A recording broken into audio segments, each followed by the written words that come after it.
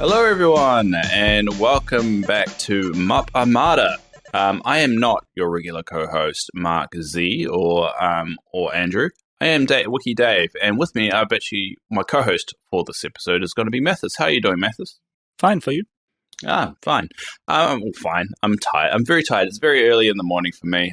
I swear my vision is still blurry. You know how you first wake up and you're still kind of like getting your vision back? That's me at the moment. Yeah, the moment for the second coffee. Yeah, exactly. I've only got one at the moment. It's very hot, so it's too hot for me to drink.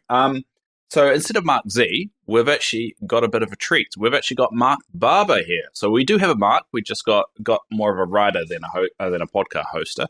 How are you doing, Mark? I'm all good. I'm looking forward to my 5-yearly podcast. That's about how often I'm appear on these. I'm I'm trying to duck beneath the radar these days. So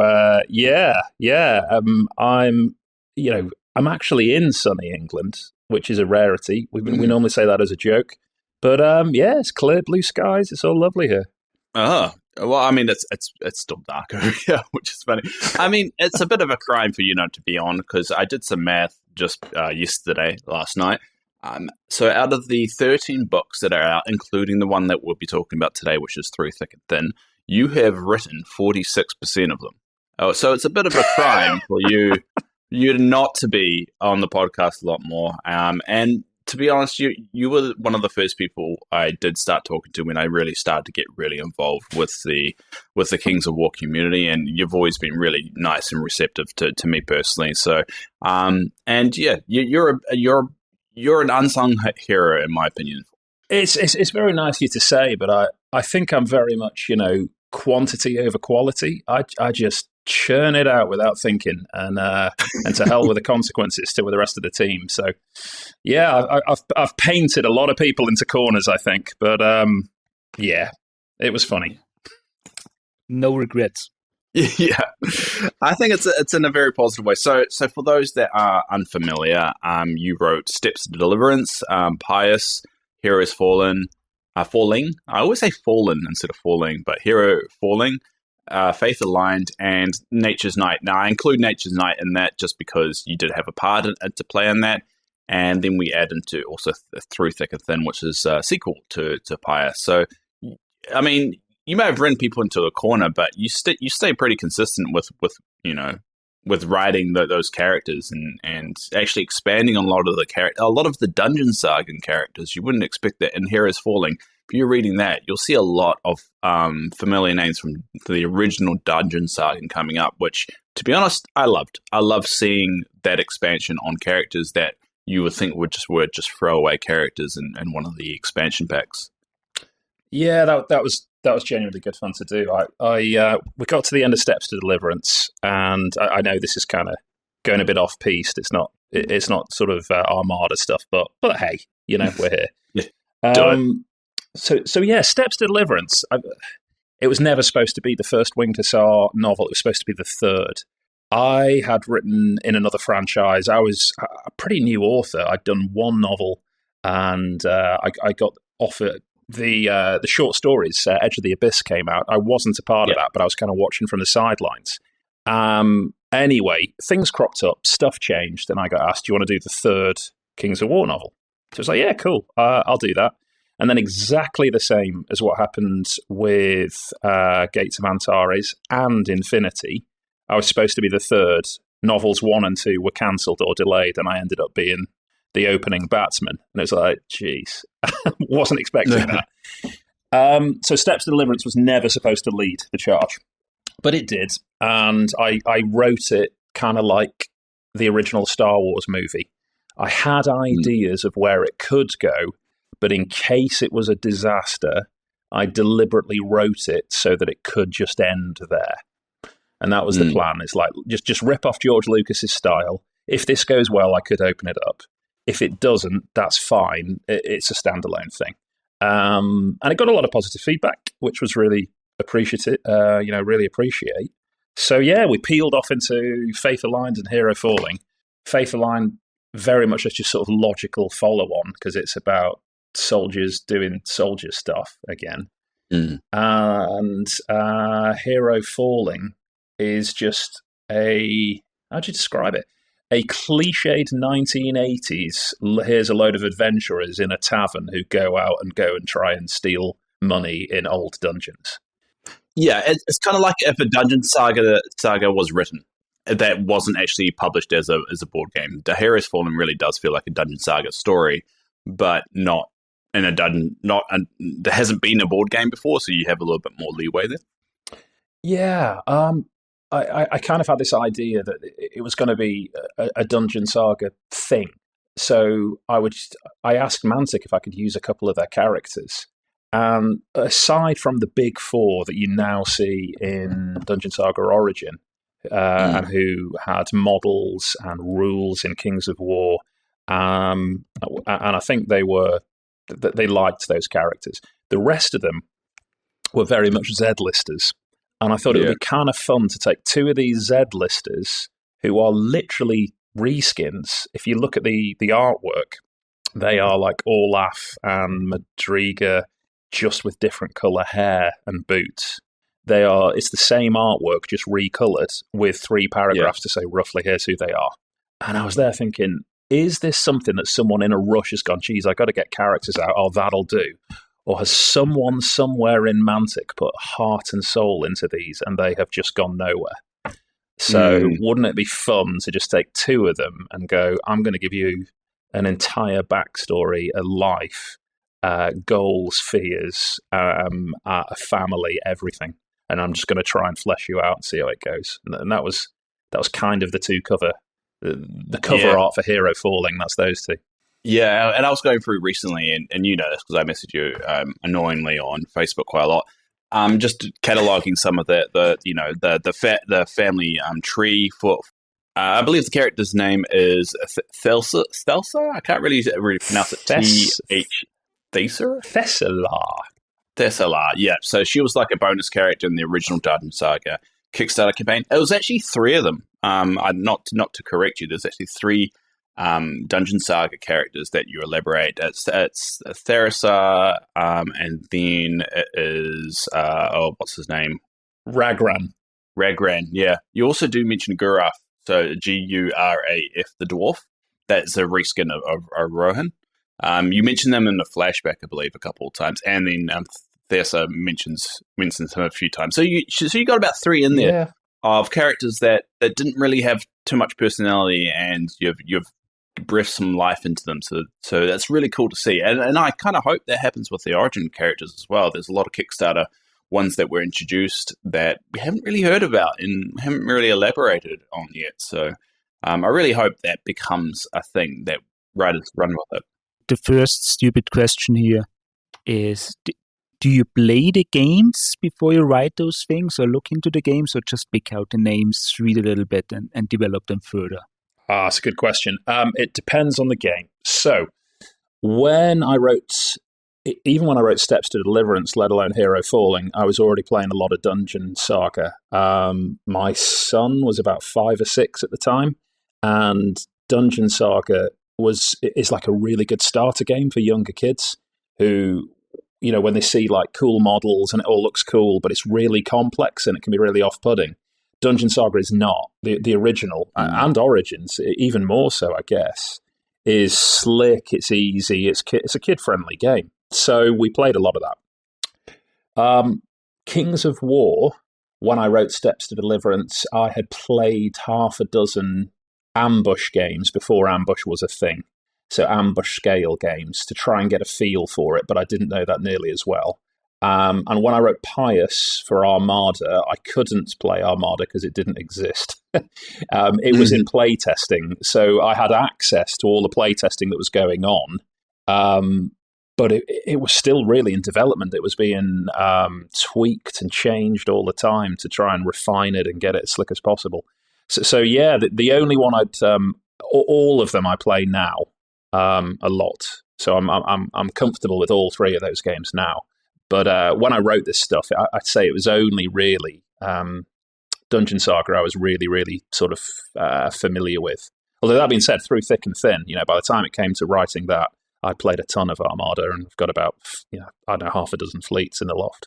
I think we'll jump into the Pious and Through Thick and Thin. So how did Pious come along? I mean, at that point, how many books had you written of in the Panathor universe before Pious came along? I'm trying to remember. Was that the second? I think. Here's what happened. Yeah. What happened was, Steps Deliverance we'd done. And we kept our fingers crossed to see what the reception was, and the reception was good. So Winged Hussar came back and said, do you want to do a follow-up? So I started writing Faith Aligned. During that process, Mantic got in touch with Winged Hussar and said, we've got a new game coming out. So we're going to be taking Black Seas from Warlord Games. We're going to be putting a fantasy twist on it, put it in Panathor. So do you know anyone who knows the Panathor backstory and has spent, ideally, years of their life at sea? Of which they said, we do. So, because I've spent a bit of time on ships, they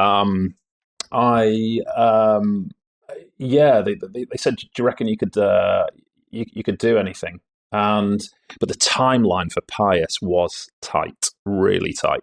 So novels now that we've settled down, you can probably a year. You may have to write and edit a novel. Steps to Deliverance, in that era, we were having to churn them out in 6 months. Pious, I was given 3. I had 3 months to write Pious. Well, it was a crippling pace. I could never do that again. That was properly staying up, doing your full day at work, spending time with your family, getting the kids to bed, and then staying up till midnight every night writing. A couple of hours in the evening on your own while your family's all asleep for 3 months to make Pious happen. And that's sort of how it came about.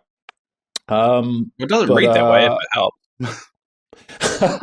Yeah, that's the thing. You look at these books and go, well, what's gone well? What does gone well mean? Is it community reception? Is it how many stars you're averaging on Amazon? Is it sales? What does good look like? And it's different with all of them. Steps to Deliverance has, as far as I'm aware, has sold the most of any of the novels. But Pious consistently got better reviews. So far less people bought Pious, but the general consensus was it was a better book from those who did read it. So, I guess, it's hard. It's hard to quantify, really, isn't it? It's like, what are you looking for? Are you looking for people to enjoy it, or are you looking for as many people as possible to buy it and get the word out that lore exists in a quality. Yeah, exactly. So have your loyal fans or have many fans. It's and I don't know. I don't really think of those things when I write them. That is all for people higher up in the food chain than me. I just try and tell a story. Well, how is it when you churn out those books? When I say you wrote it in 3 months instead of 6, is this like daily 12 hours writing, or do you pause, or you have sessions where say 12 hours a day, 1 day pause, another 12 hours, or just 2 hours each day, or how do you manage that? It's completely random. So writer's block is very much a thing. So if, for example, I have supposed to be, we should be churning these out in about 6 months, ideally. That very rarely happens because the goalposts change, because the requirement from the customer, people like Mantic, Warlord, Corvus Belli, whoever the customer is at that point, the requirements change in line with the releases. So you think you're writing one thing, and then all of a sudden you'll get you're off that project, press pause on that, go and write this. And that's exactly what happened with Through Thick and Thin. Through Thick and Thin should have come out 2 or 3 years ago, I think, but the requirements changed. So I got told, press pause on it, and you need to work on something else, which is more time critical. So, yes, so you may go like a month without writing anything because you're like, right, I've got to shift focus now, something's cropped up. Or you may be writing 2 hours a night for 2 weeks solid, and thousands of words start appearing very quickly. I guess under that note, how difficult is it to, so you wrote Pious years, I'm assuming years before through thick and thin, or did you kind of like Pious? You already had an outline for the sequel. It's just you put that on pause and then fleshed it out. So I guess run us through the timeline of when Pious was done, because you said you had a really short window for that, and then how is it coming back and writing a sequel? How would you say it's more difficult than writing the original because you kind of have to remember what you wrote, or is it more of the case of it just feels like putting on a new pair of shoes and you can just continue writing essentially that story? So Pious was, because it was all about the release of Armada. It's like, wouldn't it be great to have a companion novel go with the release of this? But we're going to have to make this run fast. So we did, and everyone came together across all areas of the team, and it worked well.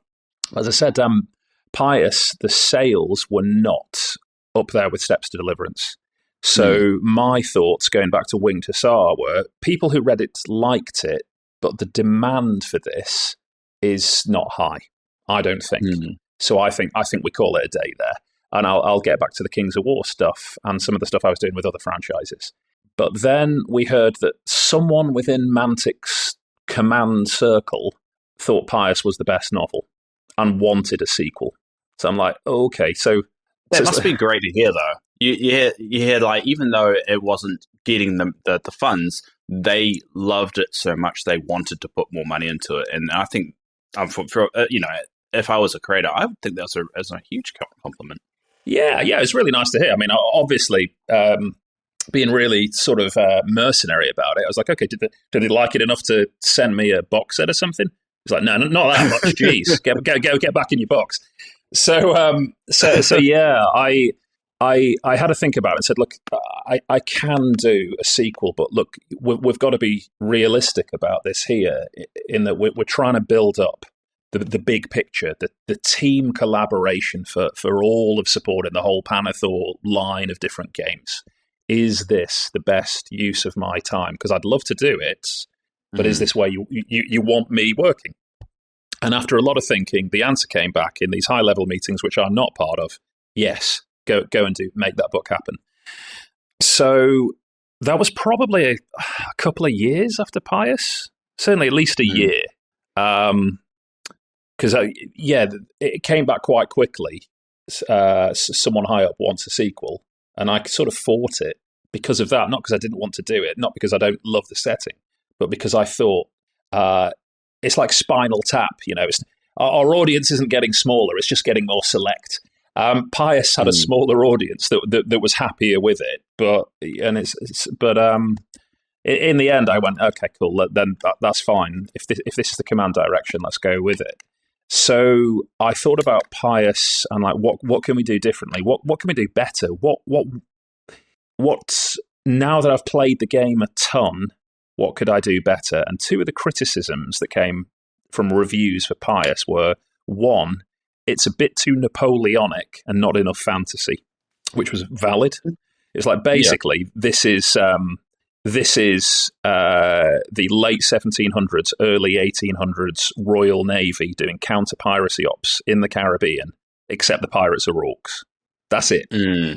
So make it more fantasy. And I thought, cool, that's awesome. A fair shout. We'll do that. And so is that when you decided to use Tamokwa, who, to be fair, was already as a selectable captain in Armada? Was that the reason why you went in that direction, or was it more of a case of, all right, you want to go fancy, you want to use Empire Dust, I'm just going to use Tamok as well, or was it you thought Tamok would have been a really good character for the sequel? I saw his name and thought, I want to do what I did on Hero Falling. And I want to give this guy, I want to make him a thing instead of, I don't know if you guys have played Armada and have got the starter set, but there's these little MDF punch out tokens that come with it, so that you put your cards down in front of you, and then if you pay the points for a captain, you've got this little MDF captain's name to put on it to say, I got a special captain. And James Elias, who's the main character of Pious, is one of the Basilean named captains, and that was just a nice thing that Matt Gilbert did. He wasn't originally, when they were working on on Armada, there were two named captains, and then he just sent me an email one day and said, by the way, I've deleted the name of one of them and put the name of your character in. Oh, that's and cool. It sounds like it was a really nice thing Matt did. He didn't have to do that, but it just showed the solidarity of, we're all trying to work together on this. And it was a real thing for me because I'd written a few novels over a few years, and it was the first time ever that, even though it is just a bit of, it's a name etched into a little bit of MDF, it was the first time ever that something I'd created had appeared in a box set in a game. So I thought, well, that works really well for me. It should work. I'd imagine it works the other way around. So let's find one of these named captains and let's throw him in. And then I just looked at the geography of it and thought, let's look at the map, the in-world map. Who are viable threats? I can't put Northern Alliance or Varangar in. Those guys cut around in ice-covered waters, not in my palm trees and ukulele setting that I've put in the infant sea. It's got to be somewhere in our kind of Caribbean Mediterranean world. So Empire of Dust seemed like a good idea for the bad guys. They had two named captains, and I thought that one, sounded the one I could work with the most. And also, the Empire of Dust doesn't have. Actually, I don't think there's any novel based on the Emperor Dust. I think there's a short story that has kind of touched on them slightly, but it is definitely an avenue that we still don't really know the current culture or the current status of Emperor Dust. So it leads to a little bit of freedom for yourself of being able to write them the way you want, without being too hung up on what their current status is. And that's I'm assuming that probably helped as well. Yeah, well, what I did with that was, in the year we are in now, where the novel is set, I wrote them the way I wanted to write them. But then I did flashbacks to this character, this evil undead guy. To what was he like when he was alive, when he was flesh and blood, thousands of years ago? And for that, Clint Werner, who's done a lot of stuff with the Clash of Kings supplements, and B has done Rise of the Celestians. So in terms of your kind of the equivalent of ancient Greece, ancient Rome, ancient Egypt, Clint's your man. All of that stuff, that's his ballpark. So I just copy and pasted all the stuff I'd done, sent it to him in an email, and he tore it apart and put it back together. He saw the spirit of what I was trying to achieve and said, I can see what you're trying to do. Here's how to do it. So I just made sure it fitted in with Clint's vision, even though what Clint is working on, not all of it has gone to print. But so some of the stuff he's got in the back pocket, at least through thick and thin, is Clint approved and Clint compliant. Yeah. I've only recently connected with Clint, and he's a wealth of knowledge. And I do the wiki, so it's good to have that to go to. And he's elaborated on a few things that were in Rise of Celestians that were either hinted at or not quite elaborate, like the twins. He always refers to the twins in the books, and I didn't know their names, and I just asked him, and he just told me straight away. And he's a wealth of knowledge, and it's good that he's staying involved. And I'm really hoping they keep that. And from the sounds of it, that there's going to be a lot more involvement for you guys and for the wider lore contributors to continue to elaborate on all this. So having two writers talking to each other, making sure it's all consistent, is just, I think it's going to help future-proof everything in the long run of that consistency, so people can go back and read these novels and it still makes sense. And that's one of the hardest things franchises like Kings of War, and I'm talking about like the Warhammers and all that, of when they write old books and people can't go back to them because the canon just doesn't make any sense anymore. So it's so difficult to keep that canon in line, and just the fact of you guys collaborate like that is really, really good to hear. It's very reassuring as well that there's a lot of love and thought put into these novels. Yeah, a ton goes on behind the scenes, and to give credit where it's credit's due as well. Clint is fantastic guy and open to anyone diving in and talking to him. Brandon at Winged Hussar, he's edited every single novel. So his ability to say, hang on, 5 years ago another author did this in chapter 8, and you're contravening it, or contradicting it, is fantastic. So Brandon, in many ways, is the glue that holds it all together. He's definitely the unsung hero behind this. I know he does a lot of the podcasts because he is annoyingly charismatic. So he does a lot of talking in a very American way. And but he's the guy who makes all of this happen, keeps it all together, is engaging with everyone, is supporting everyone's ideas. I think particularly in this industry where you see a lot of stuff on social media about people getting grumpy with the evil empires of the wargaming industry, if you want a plucky, heroic family company underdog story, then I would really say support Winged Hussar. I'm not a permanent employee. I as much as I try and tell them I should have a dental plan and a polo shirt with an embroidered nickname, I'm still waiting on it. So I'm not a Winged Hussar guy. But honestly, having worked with a lot of companies in the industry, I can say hand on heart, if you want to support the genuinely nice people who are the plucky underdogs, just go buy a Winged Hussar novel. Seriously, they're the nice guys of the industry. They really are. But did you have a question there? Basically, yes. It's strange one again.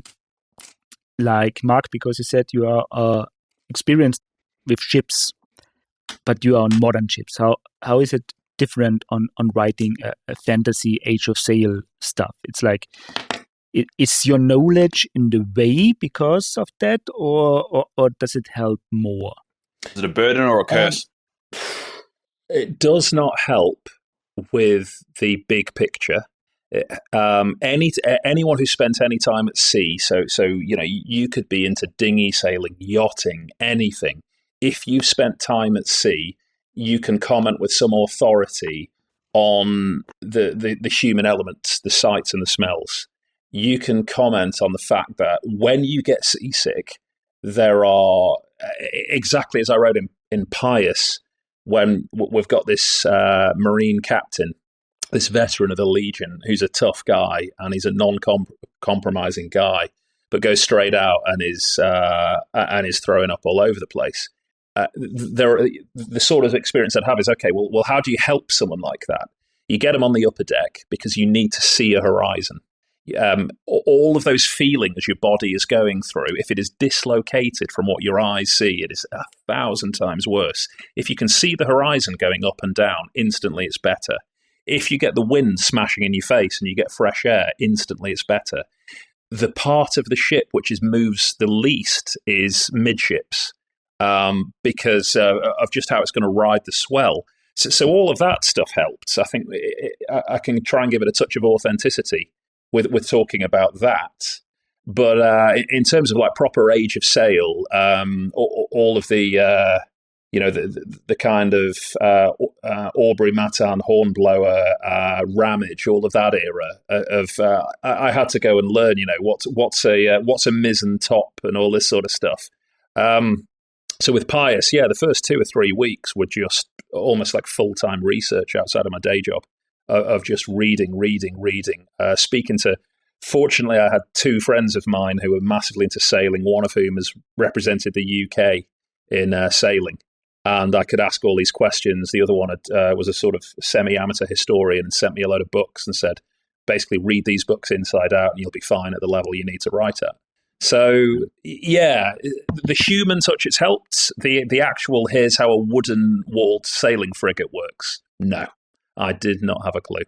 And I'm glad you put a little diagram at the beginning of Pious as well to explain starboard and all that. Like, I'm not a sailor. I all that confuses me. So I'm glad you put a little diagram at the beginning of that novel. That was it. And it's in thick and thin again. I just thought, just let's throw that same diagram in again. People still need it. Yeah, I do agree because I get all confused there. So if you are worried about too much terminology, and actually going into that, I would say if I was, putting on the critical hat, a lot of naval terminology can get a little bit confusing. It does throw my ADHD brain off a little bit, and I have to reread a few things for it to make sense in my brain. But I guess going into the second novel, you did talk about earlier, little things that you changed. What would you say were the main goals with the sequel that you ended up changing? Did you change some of the terminology used? Because you did say you made it a little bit more fantasy, so obviously we've got the Empire of the Dust being the faction there. But is there anything else that, going into the sequel that you got the opportunity to try different? Yeah. So the fantasy element, there's more. So what have we got? The story is roughly a three-way fight between Basilean pirate hunters, pirates, funny old thing, and the Empire and the Empire of Dust. But in and around that, there's also there's encounters with Salamander Fleet. There's encounters with a ghost ship. There's lots of kind of threats and talks of sea monsters. There's a fight with a Trident Realm. So there's instead of just going, here's Basilea versus Orcs, that's that. There's three core factions and 3 points of view factions, but then other people drift in and drift out. So there's in this big operation, there's a Salamander frigate bolted onto the side of it as a part of the alliance that they're in. So you get to see a little bit about them and how they do their stuff. So yeah, the fantasy element, that was a thing I changed. A little bit less on the terminology. I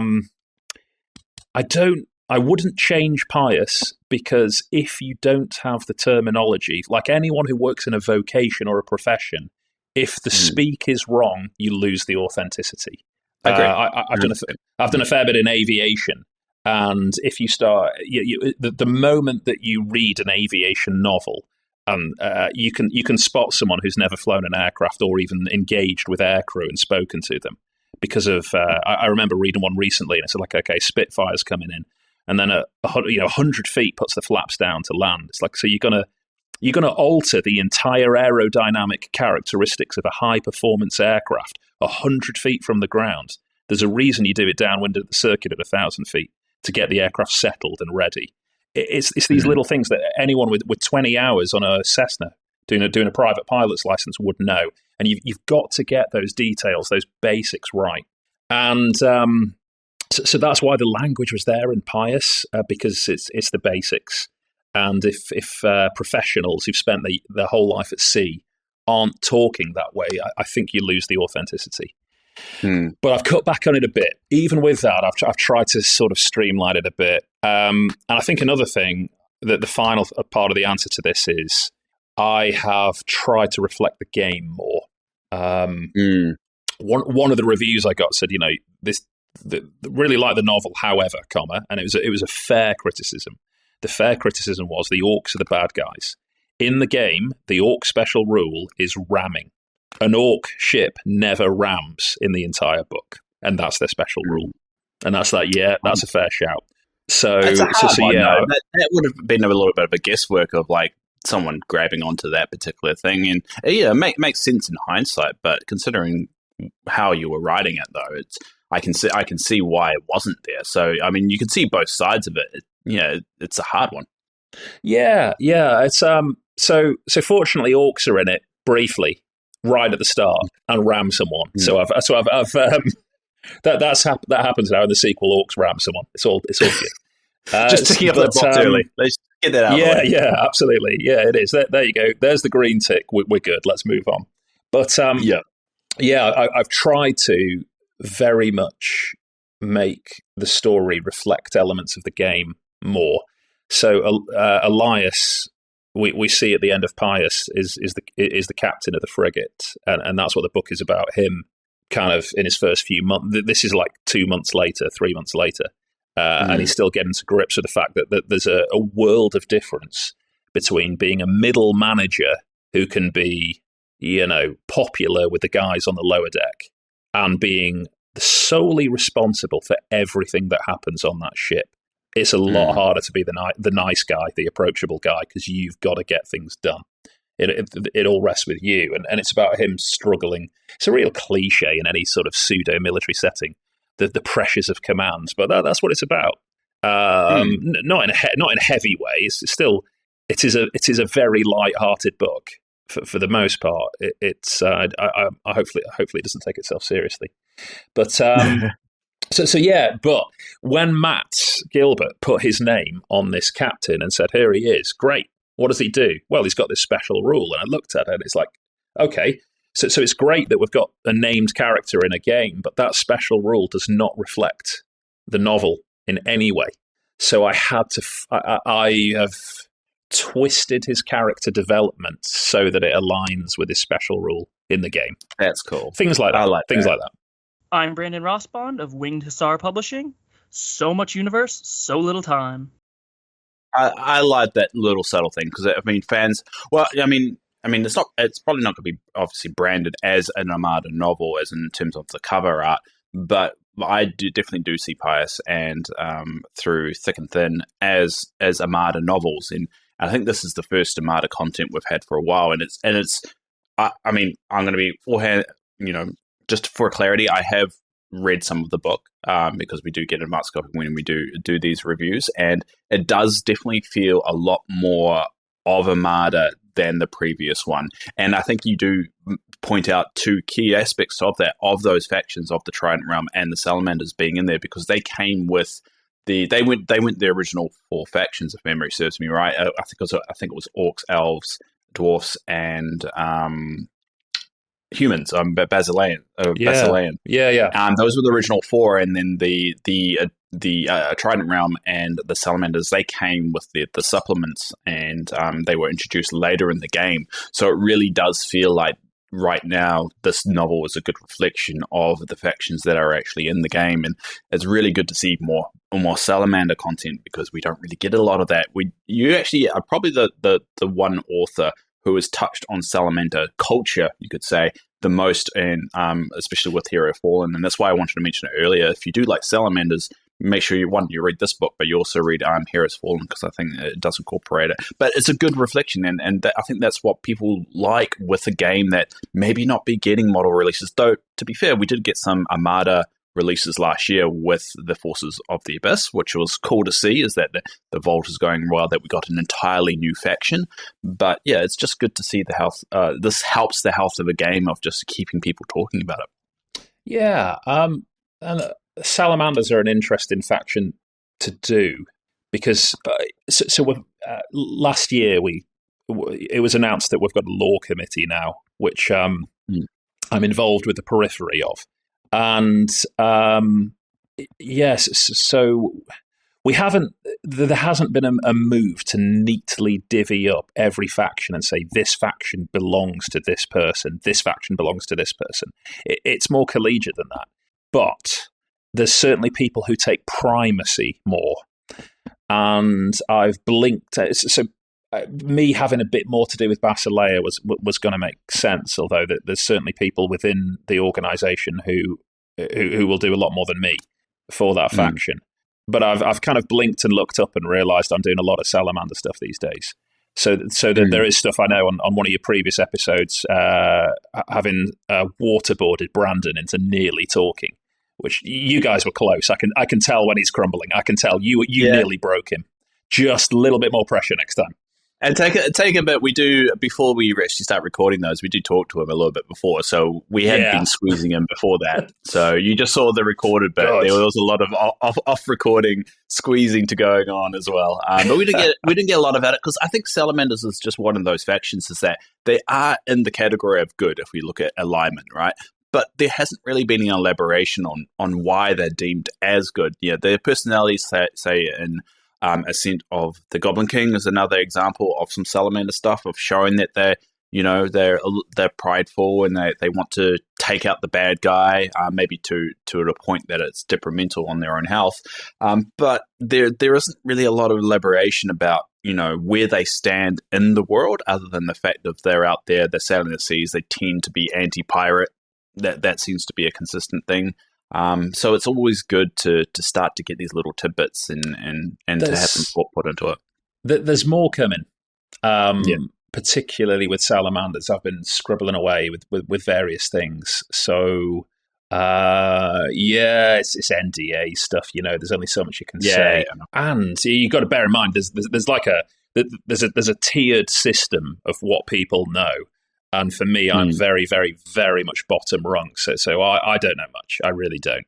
But I know what I'm involved in, and I've been scribbling quite a bit of Salamander stuff. So which has been fun to do.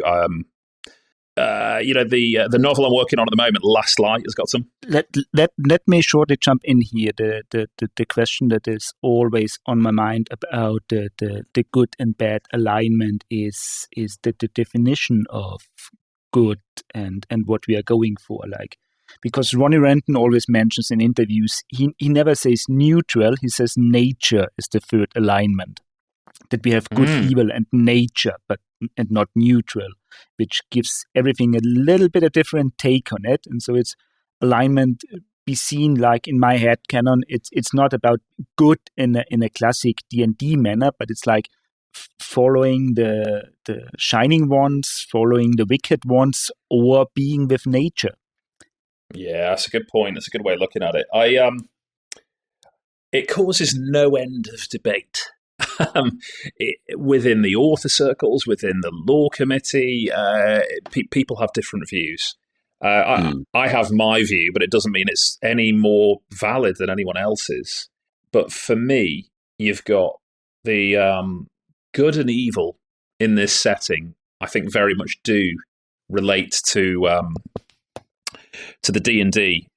Good wants good stuff to happen, roughly. It doesn't mean that everyone is altruistic and heroic. It doesn't mean that. It just means it's roughly they want the greater good, they want peace. Evil do bad stuff. They're either, from hell or raise dead bodies to take over the world. Stuff classic evil, which is one of the things why I really like the setting. That there's other settings out there which are very grimdark, and it's like, well, who's the good guy? Well, there isn't one. Everyone's evil. Just choose your bad guy.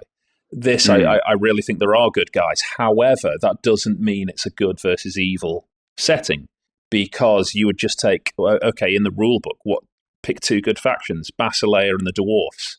Cool. They're both good. Yeah, that's right. And they're neighbors. Yeah. So they get on. No, they hate each other because they've got different political and religious views. And like any nation, they've got different priorities and they've got different cultures. So yeah, it doesn't mean all good gets on, all evil gets on at all. And then this bit in the middle, certainly from the nature point of view, is either, for me, it's either about balance from that green lady. I don't want either good or evil to fully take over. I want balance. Or it's about indifference of saying all of this that's going on, I don't care about any of it. I hate you all, like the Trident Realm, of just saying I'm not involved in any of it. We're in our little underwater world, and you shouldn't be on the top of our water. We hate all of you. So yeah, it's or you then go to the classic kind of Kingdoms of Men thing, where it's like, well, what's neutral in this case? Well, it means it's unpredictable. It could be anything. Could be, Kingdom of Men kind of incorporate many different kind of nations. To be honest, so like a lot of different, and to bat back with the Trident Realm. The Trident Realm have kept the forces of the Abyss at bay underwater for years as well. So, and in terms of them being evil, they're not aligned with the forces of the Abyss, who are obviously evil. They're the ones. The Trident Realm are the ones keeping them at bay as well. They're the reason why Panathor hasn't been essentially overrun, and the Wicked Ones haven't escaped the Abyss as well, because the Abyss is trying to find that last piece to rebuild Oskin's axe. So I don't like alignment. I think alignment's a little bit silly in terms of when the world gets as big as Panathor, because there's so many shades of grey. I mean, you could even describe the Shining Ones as being evil because they refuse to kill the Wicked Ones, instead just imprison them, and they get out, kill one of their guys, and then just imprison them again, and you're not achieving anything. And actually, it ties into a show that I just finished watching, Invincible, and they deal with that kind of like, where's the line? What's the definition of good? What's the definition of bad? Who's actually the good guys? Is it Cecil, who's running the government, having all these heroes, but he's doing things in a very evil way as well, and the line is very shady. well, having some kind of alignment is an important part for a game to get players a basic orientation without going into details for the background. Like this is the rules, agree, yeah. this is the book, so you know which ones are the good guys, whatever good means in that case. And one thing that we have with Punisher is we literally have those guys from hell there. So, you know, those are from hell. They have no good intentions. Whatever they do or want to do, that cannot be something good, no matter if there's alignment or not. And then we have the more neutral evil, like we have the Night Stalkers, which are basically what they are from the void. No one knows what they want. Or if they even want something, they're just nightmares that come to hunt you. Which is getting things more complicated in just being good and evil, because we have already a faction that is kind of evil, but not in the other way. It's a good starting point. What's your perspective, Mark? Well, what do you think when it comes to alignment, especially when you're writing? Do you kind of get bogged down a little bit in who's good and who's bad, or is it kind of just like, this is the starting point, and if the story takes me to show the darker sides of it, I'm just going to go with it? I think the origins of it are it's a gameplay mechanic. So V1 comes out, here's a slick, stripped-back rule system where you're going to have a simple, fast game where the depth is in the nuance. And as part of that, there's an alliance process which ties back to the classic Tolkien-esque vibes that basically, you know, I'll die on this hill, Wiki Dave. I will die on this hill. We owe everything in this hobby to Tolkien. Everything. Yeah. Anything in modern fantasy stuff, we owe it all to Tolkien. And I'm not going to sit on a fence on that. I really believe that. So we've got this Tolkien-esque vision of what is good and what is evil. We got like, okay, so orcs are evil. Yeah, they are. Why? Because I need something without a shred of humanity and goodness that can be slayed and hacked down by our heroes to fight for what is right. And that you kind of see in Kings of War, of exactly as you guys just said. You got demons from hell that they're not nuanced; they're just horrible. You've got nightmare creatures that are like something out of Nightmare on Elm Street from the 80s. You know, they're just bad horror movie stuff. So I see a use for it, but it is a game mechanic. So when you then start to look at lore, you got to say, okay, this is a guide, it's a handrail. But if we're going to have a world which we want to feel, we really want to immerse people in and drag them into the story and really make them feel that it could be real, we need to be more complicated than good, neutral, and evil. Is how I'd sum it up.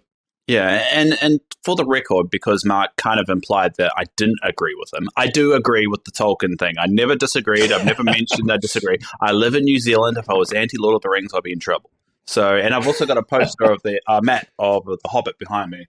And The Hobbit was the first book I actually ever read. I still have that copy on my bookshelf. So I do completely agree with the Tolkien thing. I think it opens, and you definitely see a lot of that stuff in Kings of War. I mean, with the Glade Walkers being basically Ents and a lot of elf culture. I mean, I do hope we start to see a little bit more of the unique personality poking through when it comes to Panathoy, and I think we are starting to see that with the introduction of the different factions and, you know, the dwarf/free dwarfs conflict, that you're starting to really see the dwarfs becoming their own thing, and that the line between good and bad is starting to be a little bit more drawn out with the dwarfs and free dwarfs, because, you know, there's a really good plot line that Ben Stoddard is writing about, and it sounds like they really got some interesting plans for that.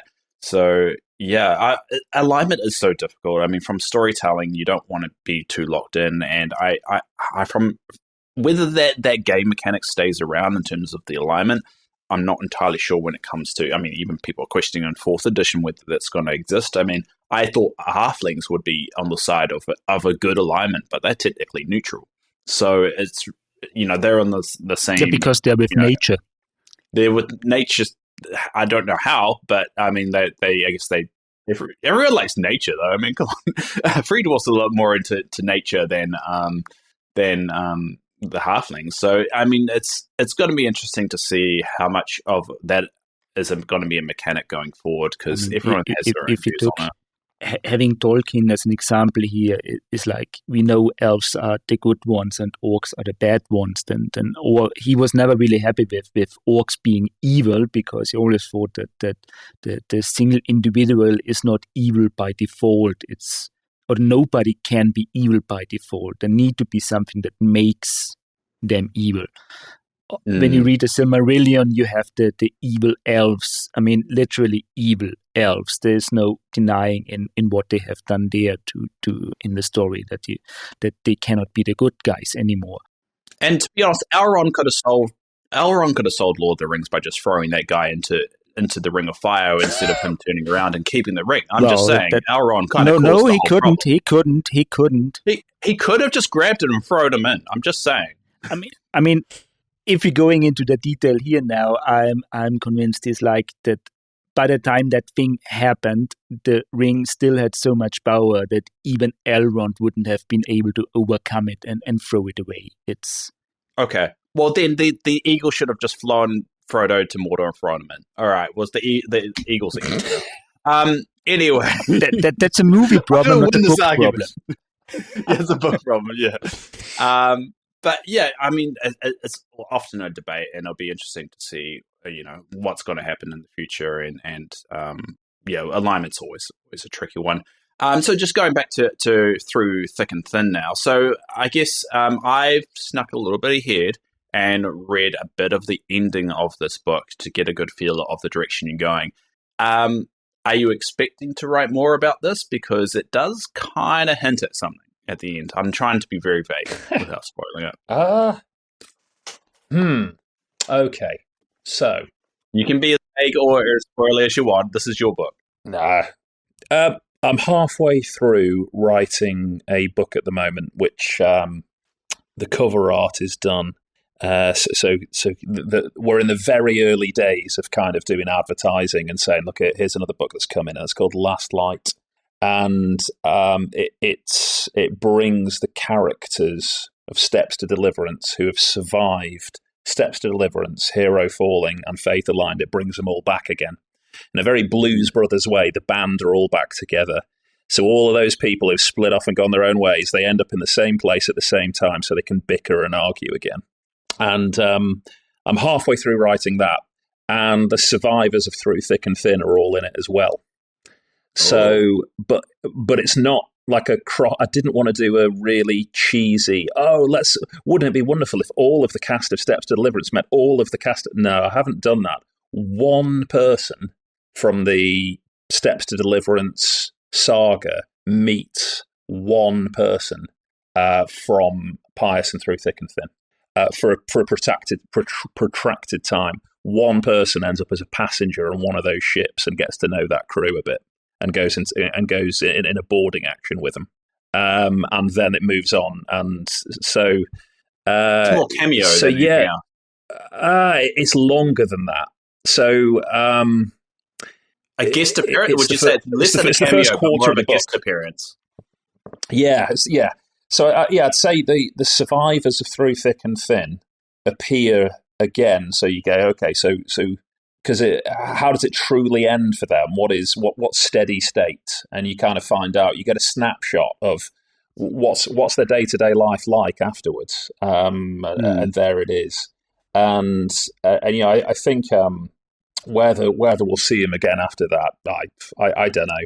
I didn't think we would after Pious. So you never say never. Maybe I'll write another one. Maybe I won't. We're looking at different timelines now because we've seen with all of the Clash of Kings coming out, everyone knows V4 is being tinkered with, that time moves on.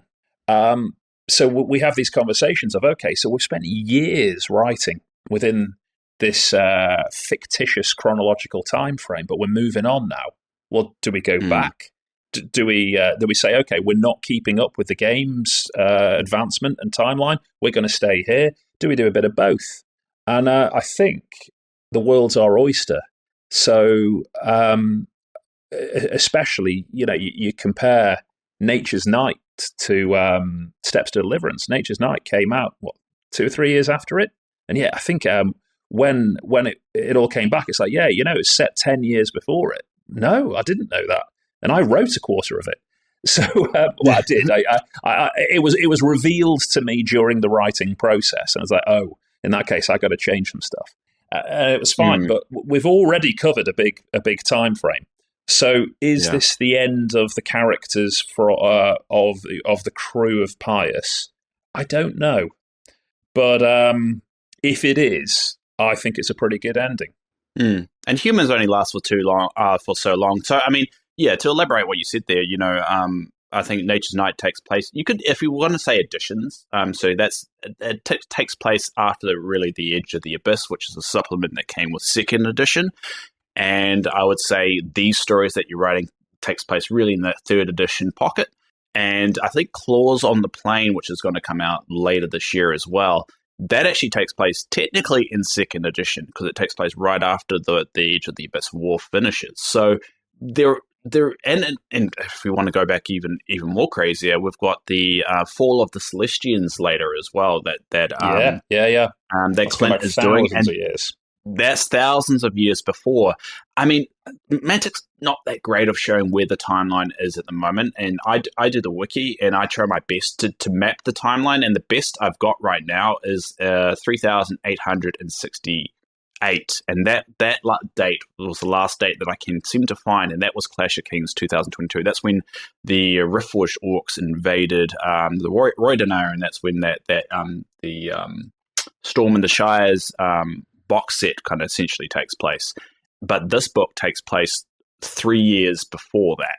So, I mean, we are dancing around where everything is.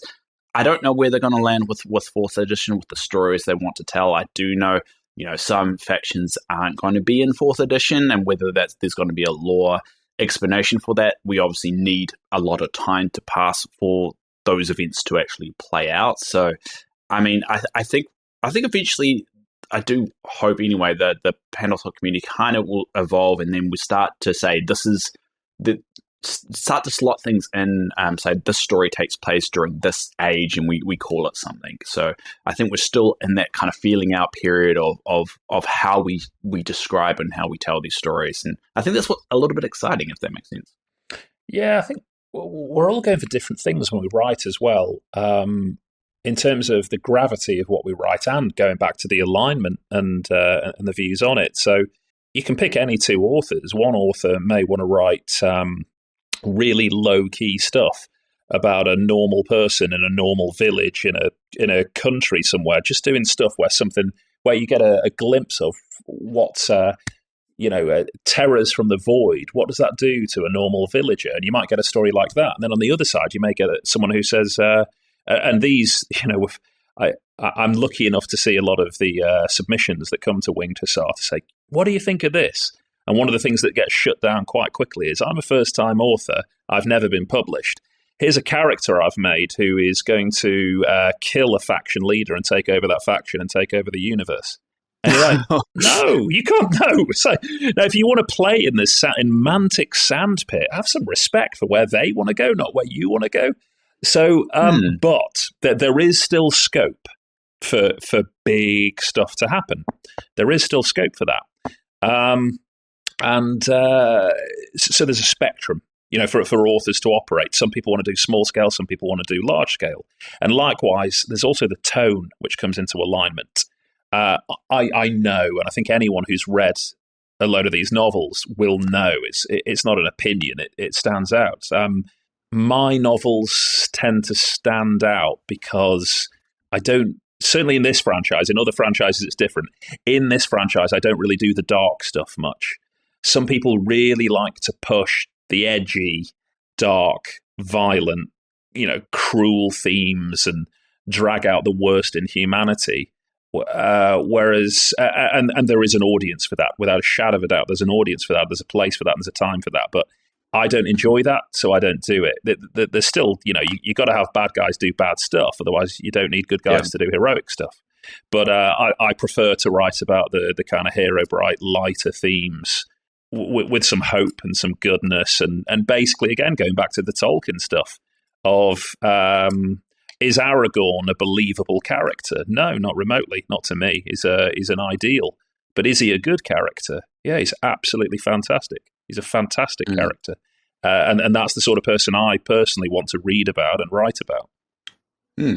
And some people like the opposite of that. And again, writing is totally. like any entertainment. It's just some movies people look for. People look for rom-coms. Some people look for action heavy stuff. I mean, a lot of people think a book is a book. It's not. It's not. It's a genre thing for a reason. And a lot of people, I think, lose a little bit focus, especially when it comes to novels like in the Panathor universe.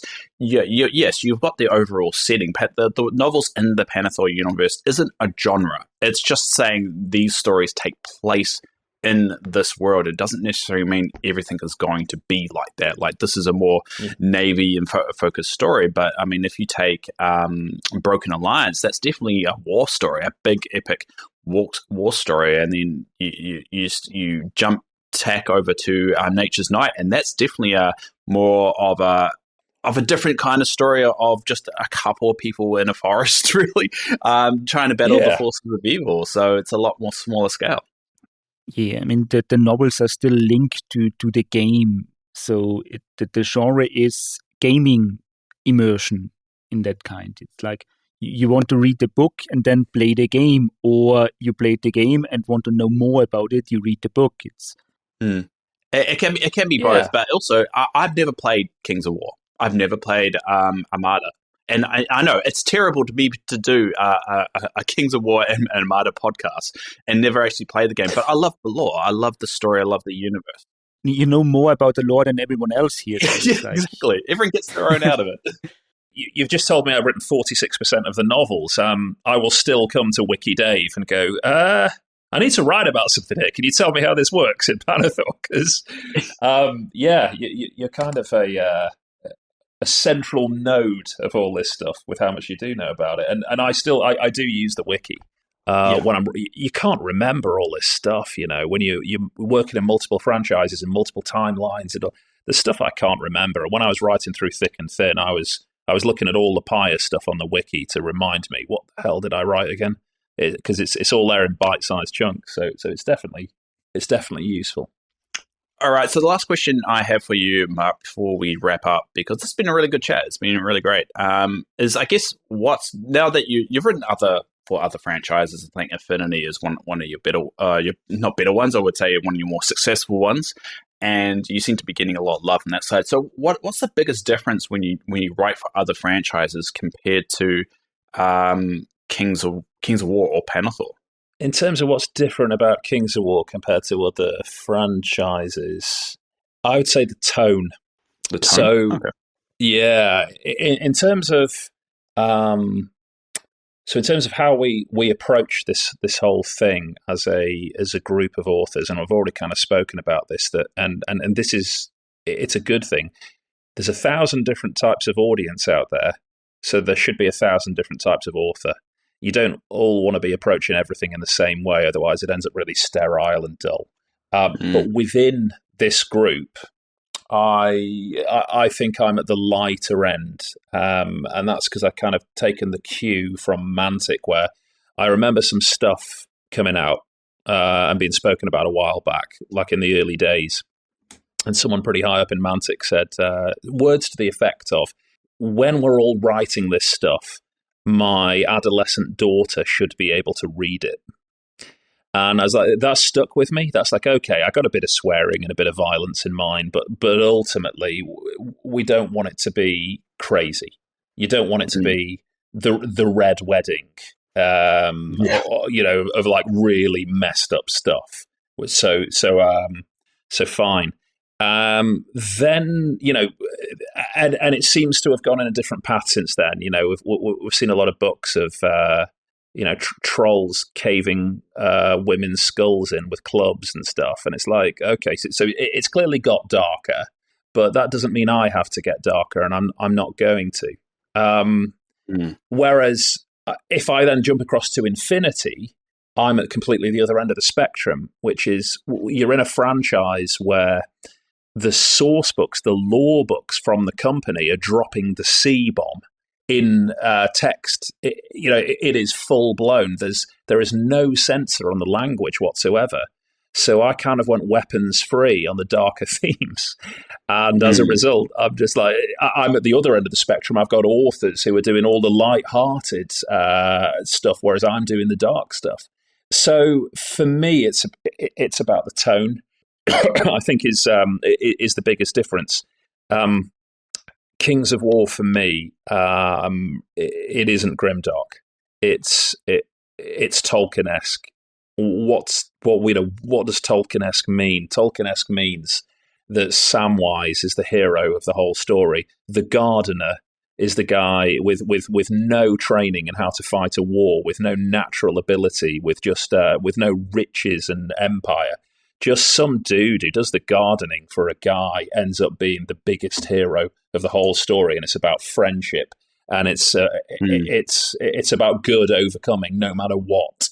And I think there's real echoes of that in the lore of Kings of War. I think that's fading a bit in the direction that some of it goes. It is certainly getting darker. It feels that way to me. And maybe that's what the audience wants. I genuinely don't know. But even if my audience is this tiny little niche thing parked away in a corner, I'm going to still carry on writing that. I'm not going to jump on this darkness thing.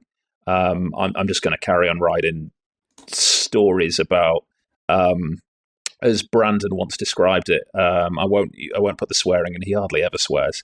My stories tend to be about pretty people blowing stuff up. And I think that, all right, pretty people blowing stuff up, and that's pretty much what Steps to Deliverance was. It's what Through Thick and Thin is. It's what my Infinity stuff is. It's just about, it's 1980s Hollywood. It's just about his A-listers with amazing jawlines and a limitless budget on pyrotechnics and explosions. So other people out there are writing way, way, way better, deeper lore development, and hats off to him. It's great. I can't do that.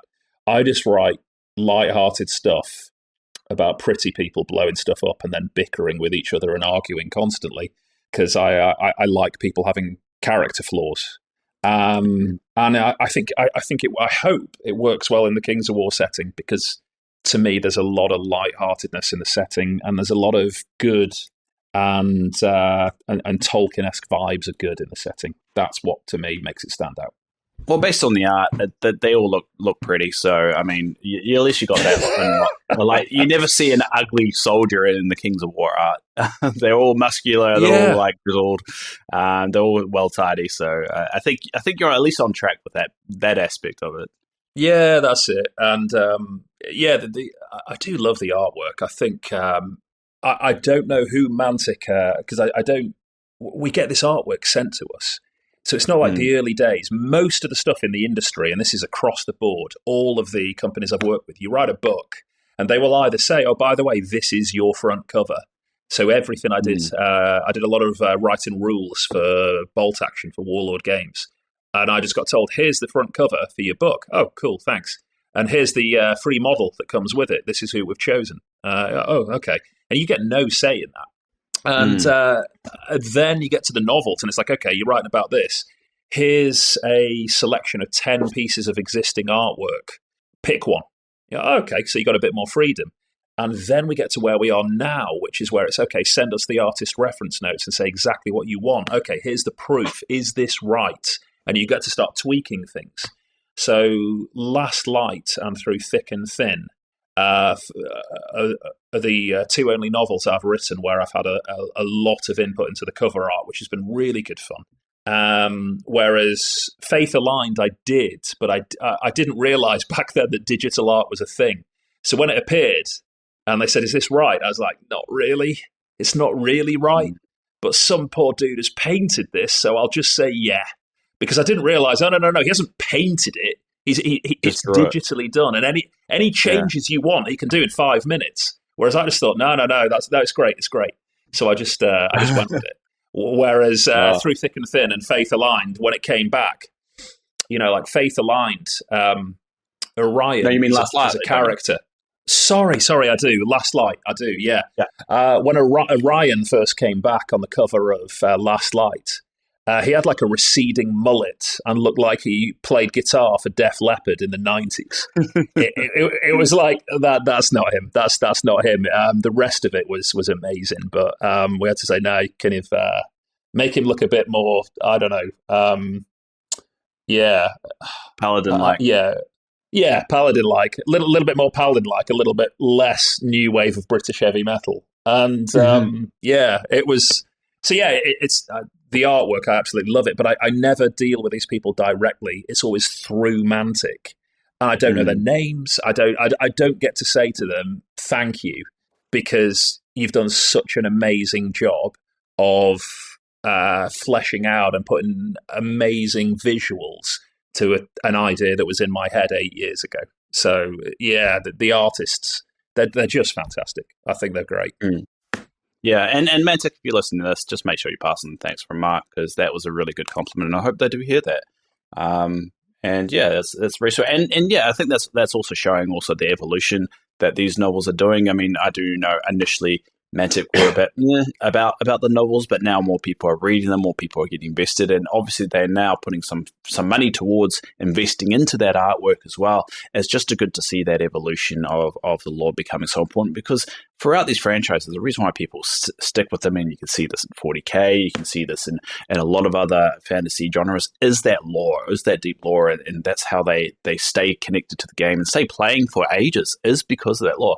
Tournament play and the rules only go so far, and they can change within an edition, and people drop them and move on if rules are the only thing that they are here for.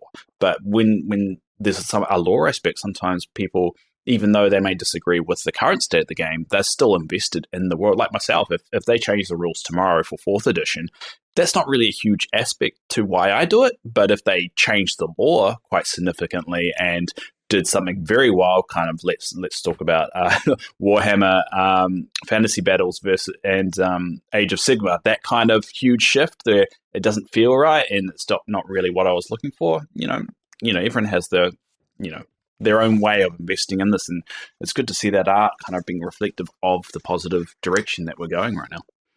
All right, so we're gonna wrap things up a little bit, mainly because I'm a little bit late to work and I got to go because it's very early in the morning for me. Mathis, have you got any questions that you want to throw out just before we sign off here?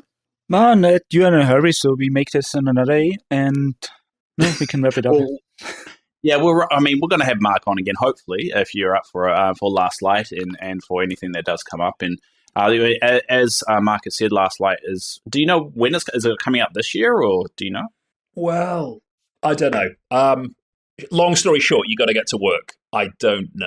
I am aiming. We're recording this the end of March. I am aiming to have it submitted and ready for editing in summer.